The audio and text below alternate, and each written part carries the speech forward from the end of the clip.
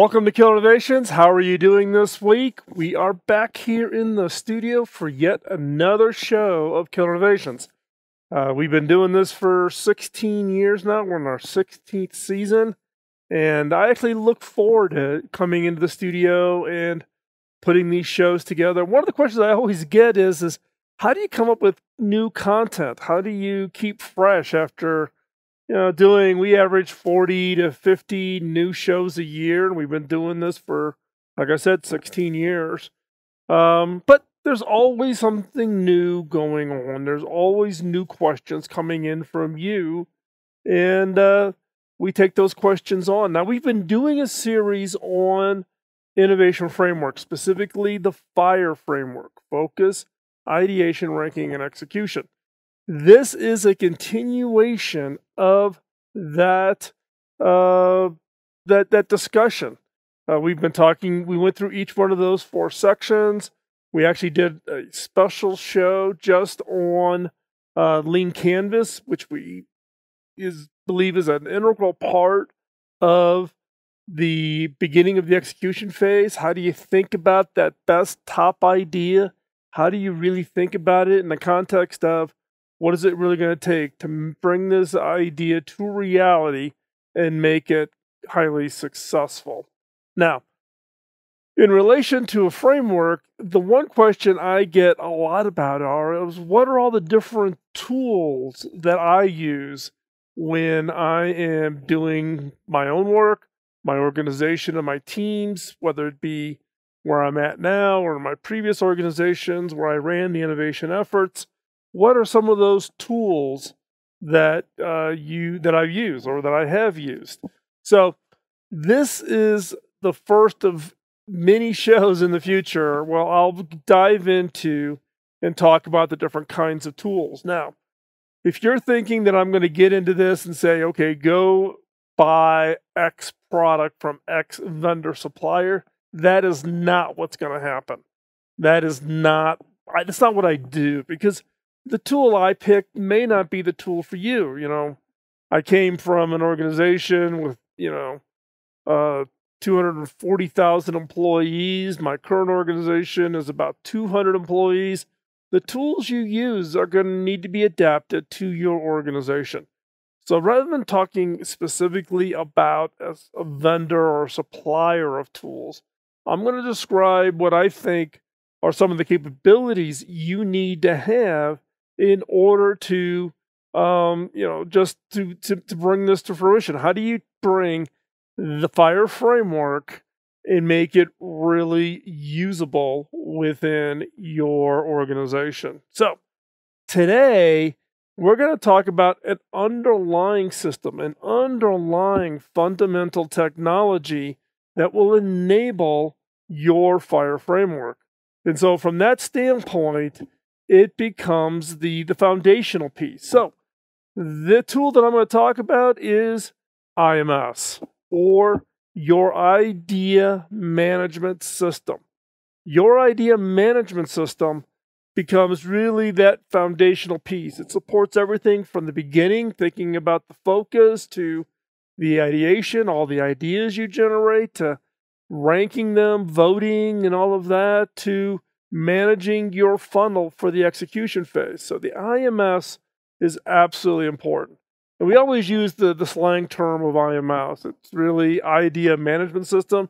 Some people will refer to it as an innovation management system. Now, I deployed my first IMS in 2008. So I've 12 years, and I think in 2008, I had to be one of the first. This was when I was the CTO at HB. We chose a particular platform, which kind of had a little bit of a kernel, but they weren't even called IMS back then, right? You just found somebody that had kind of a workflow tracking system, and you got them to kind of modify it to work in the innovation space. That's what it was like back in 2008. Now, since then, in fact, some of the vendors we worked with have gone on to be quite successful and now have fairly mature platforms. Now, every IMS system has kind of its own little quirks, its own little assumptions built into as part of its basic platform. Um, but the good thing about now the IMS becoming much more mature is the fact that there's more competition, which keeps them honest. They have to continuously work on enhancing and improving their IMS platforms. So with my 12 years of experience, what I'm going to share with you today are the 7 must-have features in your IMS. So if you're building an IMS, or you've procured an IMS, or you're integrating your IMS with other systems you have within your organization, these are the 7 must-have features in your IMS. Okay? Now let's get started. The first feature that you absolutely must have, and I put it number 1 because some people would think this is kind of fundamental to an IMS platform, but you would be surprised at how many IMS systems do not get this right. And that is the ease of idea capture. Right? You've got you're doing a brainstorming session, you've got hundreds of post-it notes scattered out all over the place. How do you get all of that captured and put into your IMS? Because the purpose of your IMS is to manage that funnel. You've done a lot of work. You've brought together your best and brightest people. How do you get those ideas into your IMS? Now, some IMS platforms will choose or force you to have to use their web interface. You've got to type the idea into their interface. That's the only way they take it. They just assume that they're operating it as a digital island. Everything must happen within the IMS platform. I'm not a big fan of that. I think you need to reduce the friction as much as possible to get everybody's willingness to submit ideas. And so, that can be, something as simple as allowing people to send an email to a very specific email address that then the IMS captures that email, creates a new idea with the content and the information contained in an email. Pretty easy. That's a nice way if you've got a field sales organization and they're out, meeting with a customer and a customer comes up with a really crazy idea. Boom. All they have to do is send an email. They have to log into another system. They don't have to load another mobile app. They don't have to do single sign-on to get authenticated to get into the system to put an idea in. They can just simply, send off an email, and off you go. You may have other tools. You may have other platforms you're using, generating ideas. There's a lot of ideation platforms out there. You'd want to be able to take those ideas and import them, get them in. The key is literally every sticky note that gets generated in a brainstorming session should find its way into your IMS platform. And how easy or how hard that is, people will start making shortcuts. They're like, oh my God, I got 300 post-it notes. I'm going to use my phone. I'll take some pictures. I'm going to go back to my desk. I'm going to type them in, right? It's a total pain, right? So then you're saying, okay, I won't do each individual post-it note. I'll just do the groups of post-it notes, or I'll just do the top 5 post-it notes.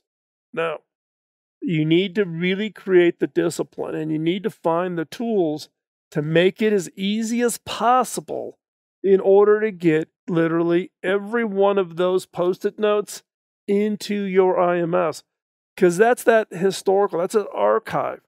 Also, with each of those post-it notes, you should be able to track who wrote that post-it note, because that being the originator of that idea, and we'll talk later in today's show about why that is important. It's also in an organization, it triggers all kinds of legal issues. So you want to be able to track who came up with that idea. So you got to find a way.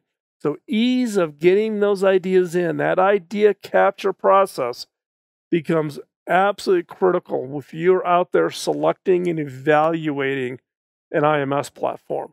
You want to have as much flexibility as possible to have where ideas can come in from your website, from an email system, from a web page that you create, around a specific collection or request for ideas that you're trying to get in. However that is, you need to make it as easy and as low friction as possible. Otherwise, that's that first speed bump you and your organization are going to hit, and really leveraging a value of an idea management system. Next one on the list is around the support for your community of innovators. Early on, I didn't really appreciate this capability, which actually becomes really, really critical for the idea management platforms, and that is it really starts to aggregate up this community. It brings all of your innovators together. It becomes a common system. It's where they're putting in their own ideas. It's where someone may put an idea in and then they want to put out a request to the other innovators, say, hey, take a look at this and tell me whether I'm off base or what am I missing? And it becomes a back and forth communications process using your IMS platform. It allows you to capture all that history. So the ability to really create this community of innovators. Now, I think a lot of the IMS platforms that are out there do a pretty good job of people commenting about ideas, but they don't really grasp this concept of community, right? Of how do you bring people together? How do you aggregate up maybe a subset around a particular opportunity or area? Or how do you incentivize people to engage in this community? In many cases, people take it as a passive kind of process. They take it as a, I'm just going to participate and I'm not going to, I'm going to observe but not engage, right? But you really want a community where people are going to engage in this. So if you're looking out there at an IMS platform, you really want to think about this community. One of the most common features that the community, this part of the IMS, you really need is how easy it is for someone to what we call plus an idea. So if someone creates an idea, then as people go through and look at that idea, you want other innovators to plus it, make it better, make it 10 times better, 2 times better, 10 times better. How would you take that idea and make it better? How do you build upon it? How do you use that first idea as an inspiration? And then how do you build on that? And then how do you keep track of that? Right? So who came up with the original idea? What was the idea that spurned from that? That's the value of an IMS platform. And so, this community piece, the ability to plus becomes one of those important activities that you need to make sure your IMS is effective in. It also is, you want to ask for feedback. If I've posted an idea, I need a way to communicate to other innovators to say, I've just posted this new idea. Love to get your feedback. Can you take a look at it, post some comments, and let's begin a discussion around this idea that I have. And then also, it's a great way to celebrate ideas. When an idea gets selected or it gets funded, and I've talked about this in the past on some past shows on failure, where at HP, we actually put a process in place where we celebrated ideas that were killed, that were stopped, right? Because I want to reward people for trying. Not every idea is going to work out, but you get recognized for the fact that you tried. So using the IMS platform is also a means of celebration, of highlighting those ideas that got their funding or the ones that got stopped. They figured out that, hey, sounded like a good idea, but really wasn't all that great of an idea, so we're going to kill it. Hey, congratulations, man, you guys really did a great job. Celebration becomes a piece of the IMS. And to be quite honest, I haven't seen an IMS yet that even considers doing the celebration piece. Okay, the next is enable an open innovation opportunities. Open innovation is kind of turned into this buzzword thing over the last 5 years or so, and I've been doing it for 25 years. But it's about opening it up to allow people from outside your organization to contribute and to be part of that. That includes things like competitions. You host a competition, you make it public, you give some kind of a prize for the best idea that got submitted. So you host those kinds of open innovation competitions. Or you may do an open innovation, but you're going to offer, or you're going to aim it at very specific companies or organizations. This kind of fits into a category of companies that I refer to as co-innovation partners.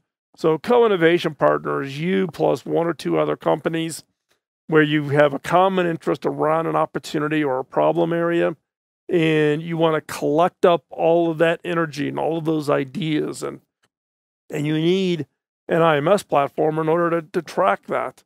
You want to get it, you're putting together a team that's made up of two different organizations, and you got to collect those ideas.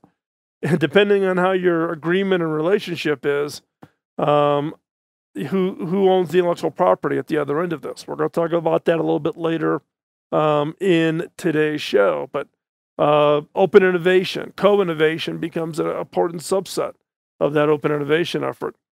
The other is university joint venture. I am a big believer in funding university joint ventures. And those are those opportunities to fund university programs, get PhDs and postdocs or grad students or whatever, working in a research area that you're keenly focused on. And as a result of that, then you need to be able to capture that idea. And you need to show what the lineage of that idea came from. And maybe the idea doesn't pan out. I mean, we had some recent ones, recent to us, right, to where I'm at now, but we funded some work at a major university 8-9 years ago, and it took that long till fairly recently to where that idea, which we captured 8 years ago, to actually turn into something timing-wise, market readiness-wise, all of that, in order to get the idea ready to go to market. And so we used the IMS platform to keep track of that and go back every once in a while and really rethink, is this the right timing for that idea, or should we pass it on? So enabling the open innovation opportunities is important. And one way to do that within your IMS platform is to have the ability to allow other people to have an easy way to get their ideas submitted, to have an easy way to scan through ideas around the specific project or opportunity or problem statement, so they can collectively participate and see and vote and do all the things that we talked about in the framework with ideation and ranking. So again, open innovation. If you're not doing open innovation, one, you should be. Two, your IMS platform needs to enable those open innovation opportunities in whatever form, shape, size that they come in, to get as many and broad ideas as possible. The next one on my list is one that I call the flexible and powerful workflow. So is like with any other enterprise application. In many cases, those enterprise applications are designed with a certain philosophy in mind, with a certain perspective. And it's not intentional, but they inherently create a step or a series of workflows. The workflows that enable the feature set within that particular IMS platform. The reality is what you want an IMS system that adapts to you, not you adapting to your IMS platform. It's a tool. It is not the be-all, end-all. It's not the magic sauce that is all of a sudden going to make your organization highly innovative. It is a tool. It's a tool like a spreadsheet.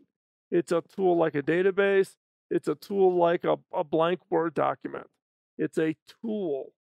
You want the tool to adapt to you, not you adapting to the tool. And to do that, you need to have a flexible and powerful workflow. You need to define the workflow for your innovation framework and for all the tools and processes that you're putting in place that you're building on top of the framework. If you're using FIRE, then that's what tools you're using for focus, ideation, ranking, execution. And IMS needs to support those 4 key elements. And so a flexible and powerful workflow. Now, you can go crazy, right? And you can do all kinds of customizations around these IMS tools. I would caution you at the same time. I'm telling you to be highly flexible and adapt it to yourself.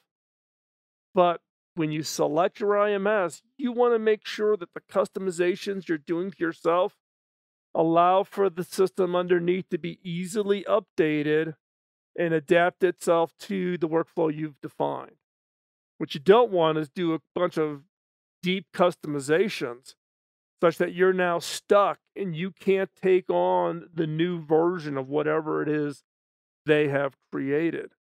So you want to make sure that yes, it's flexible and powerful, but that it's architected in such a way that as they enhance it and improve the IMS, you're not changing the workflows that you've created, or you don't get yourself stuck not being able to accept the new version of the IMS. A lot of the IMS platforms now have gone cloud based, which is great. Um, but in some cases, you can be somewhat limited as to the customizations you can make, right? But I think that there is still a lot of that flexibility. You got to think about what is it you need, and what is the tool that allows you to do what it is you need to do. But do not overlook the ability to customize the workflow.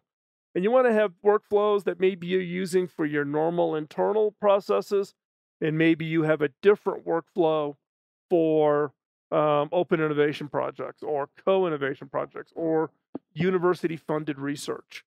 So make sure that whatever IMS platform you choose has that a really, really strong and flexible workflow. The next must-have feature is it must manage the entire idea life cycle. Ideas go through a life cycle. Once an idea gets started, many people, different parts of the organization are going to touch that idea. That idea may get funded, and it may go off and become uh, being done by a whole team. It may get stopped. Maybe the idea never got funded, but it got put into the IMS system, and it may get resurrected at some point in the future. Keep in mind that the crux of your idea life cycle really is driven by the ideation, ranking, and then the early stages of execution. And particularly with ideation and ranking, that's a continuous repeat. You may rank an idea and you say it didn't quite make the bar, it didn't get funded. We put it into the IMS. You need the ability in the idea life cycles to go back to the idea and say, you know something, let's re-rank this idea. We've had better improvements of microprocessor technology, software, higher speed networks, better camera, whatever it is that could change the ranking of an idea and pop that ranking up, and all of a sudden now it becomes a really key idea for some activity that you've got within your organization or on your team. So the idea life cycle, an idea never is like dead. You may not move it forward with execution, but an idea lives in the IMS, and you want to be able to go back through and do things like postmortems.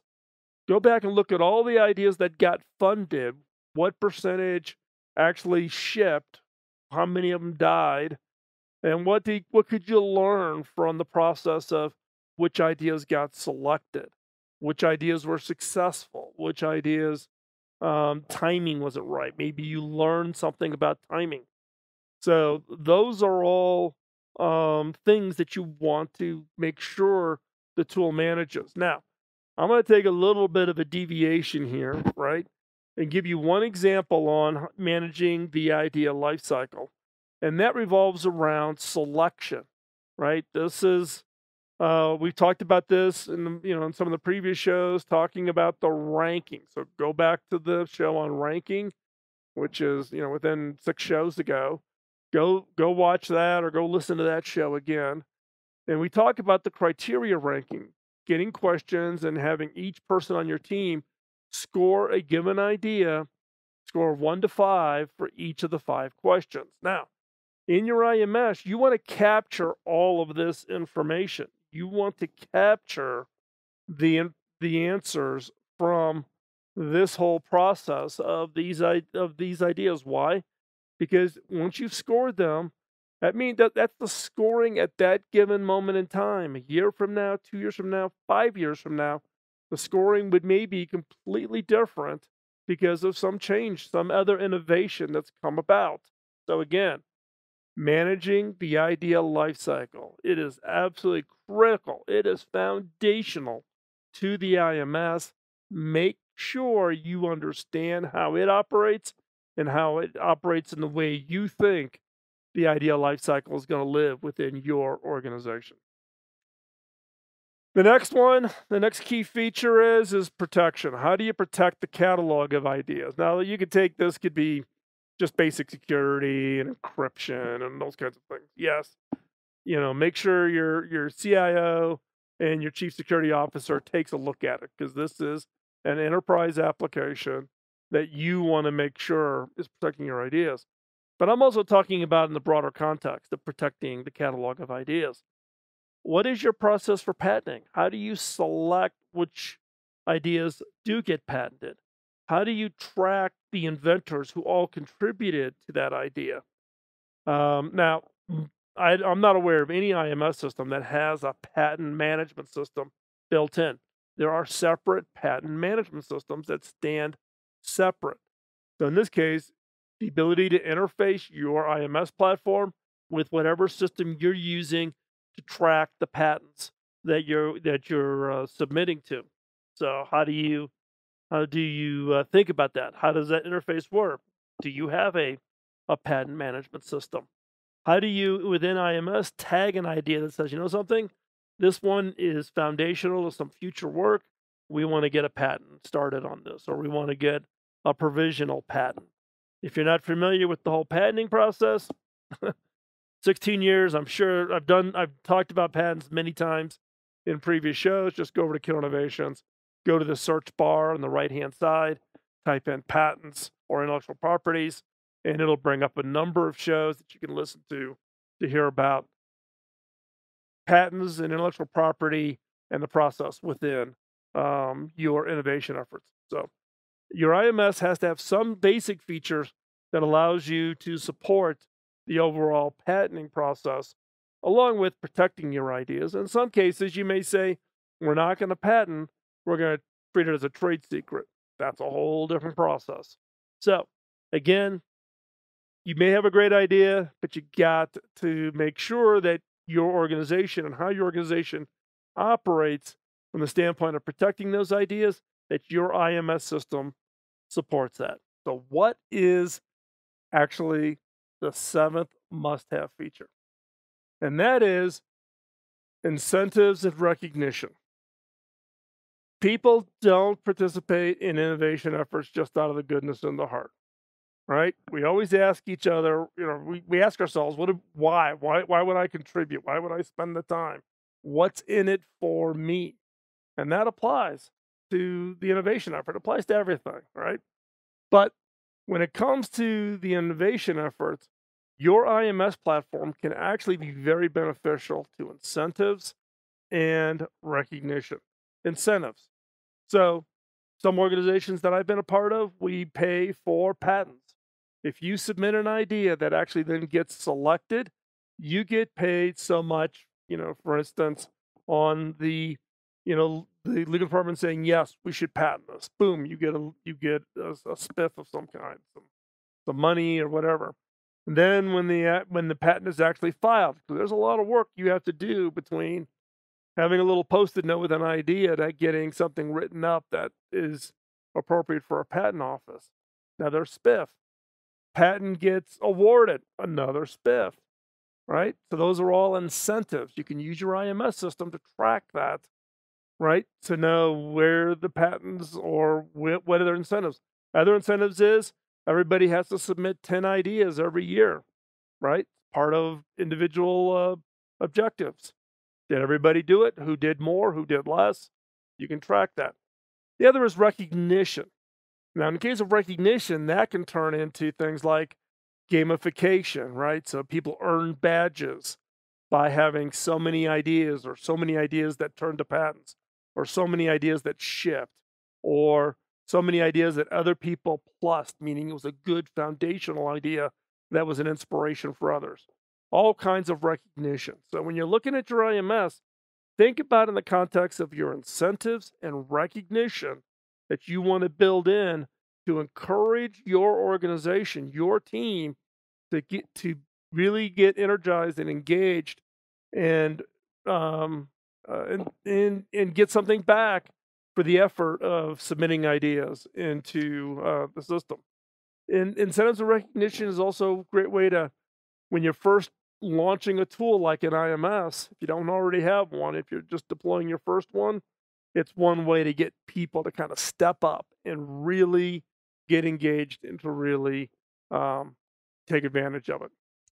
So again, the 7 must-have features in your IMS are: number 1, ease of idea capture; 2, support the community of innovators; 3, enable open innovation opportunities; 4, flexible and powerful workflow; number 5, manage the idea lifecycle; number 6, protect the catalog of ideas; and 7, incentives and recognition. These are the 7 must-have features based on my dozen years of deploying IMS platforms across multiple organizations, and more recently helping chief innovation officers or CEOs think about what do they want out of an IMS platform as they're going through their RFP and selection process. So, and if you are interested in taking advantage or getting help on selection of your IMS platforms, you can also check out working with the Innovators Network. And that's made up of chief innovation officers and CTOs and CEOs from innovation companies. These are all very senior people, large multinationals down to brand names you would know. They've deployed IMS platforms. That group can be uniquely powerful to advise you if you are in the process of wanting to select an IMS platform for your own use. Now, the IMS platform is, again, it's a tool that supports the overall framework. And we talk about both an IMS platform, we also talk about the Innovation Program Office. How do you staff and manage an organization that supports your innovators? We talk about all of that in the Disruptive Ideation Workshop. So hop on over to disruptiveideation.com. And we do those workshops again, live or virtual, and it's done by the Innovators Network. And that is a great team of individuals who have great experiences. Again, have all been innovation leaders in a variety of different organizations and a variety of different industries. That's an organization that has been there, done that kind of experience, not professional consultants who read something. These are people who actually live it. And that's who you can learn from with the Disruptive Ideation Workshop for your organization, for your team. With that, let's wrap up today's show. Greatly appreciate you taking the time out of your busy schedule to listen or watch. We're on YouTube, so you can catch it over on the YouTube channel. But if you're listening to it on the podcast, greatly appreciate you taking the time to listen. Drop me a note over at phil@kellerinnovations.com if you have any questions or anything that questions that you're dealing with within your organization or your team, or something that you think would be a question that would be beneficial to the entire audience. And you never know, we might do an entire show on your question. Check out the blog over at philmckinney.com. I do writing about leadership and culture and those types of things over there. If you want to get connected, text the word innovation to 44222 or send an email to innovation@kellerinnovations.com. That will get us connected. You will get the weekly newsletter, which gives you the three most important new content on innovation that we think you should be checking out. So you want to subscribe to that, not miss anything, and keep up on what's the latest and greatest in the world of innovation. So with that, I'm going to thank you again for taking the time. Don't go anywhere. We'll be back next week here at Killer Innovations. Have a great week and go create a game-changing idea. Bye-bye.